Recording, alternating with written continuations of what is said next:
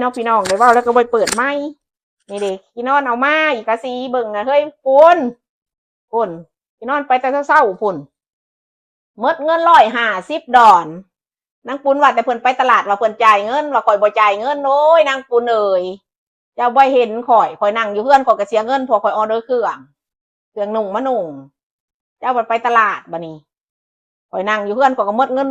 เครื่องนุ่งข่อยก็จังหน่อยข่อยก็เอาแหละจังหน่อยเพียงแหละหมด100 200อยู่หั่นล่ะเฮ้ยเอ้ยมันบ่มีดอกเงินนั่นพอแต่ได้กินตัวละว่าเฮาขี้คร้านลงเฮือนตัวละว่าเฮาบ่เสียเงินอันนี้เฮาบ่ลงกินนอนลงบัดนี้อันนี้ด้านสิลาบเท่านี่อุ้ยใส่มะแขว้งใส่มะเขือแซ่บแต่ว่ามันคือหนาวแท้ป้าสิมากินน้ำได้อยู่บ่เนาะ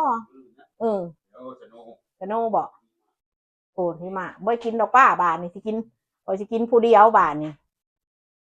มักคันสิเอาไว้มักแขว้งกับพี่นอนซื้อมาให้ตั้งแต่มื้อนั้นมะเขือกันนั่นแล้วมันสิเน่ามายันลดเจือกป้าข่อยสิกินผู้เดียวบาดนี่บ่กินหมอปุนก็ยันบ่กินเพราะหมอบ่ไปงานตั้งแต่วันมายากกินผู้เดียวบาดนี่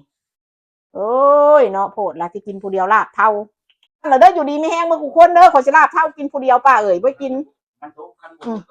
หากพังมึงก่อนถ้าคันซาโน่บ่ตกมื้ออื่นนี่คันซาโน่แล้วก็จะไว้เจ้ามาคันว่าคันว่าผลตกซื่อๆบ่ข่อยสิเอิ้นจะมากินลาบเท่านำมื้ออื่นนี่โอเคเด้อขอบมกขอบใจผู้ใดมาติดตามข่อยก็ได้กับลูกข่อยก็ดีโอเคบายบาย150 ดอนเด้อนี่เด้อกี่นอนมาเช้ามาข่อยบ่ลงเฮือนแต่ว่ากี่นอนลงตัวด้วยสีมันนี่ต้องปาดเบิ่งเด้อมันบ่ฮู้โอเคสิเบิ่งมันอ่อนถ้ามันเป็นตาบ่หรือบ่เป็นก็ได้ซื้อมากแล้วก็แกล้งถิ่มเท่านั้นบายบาย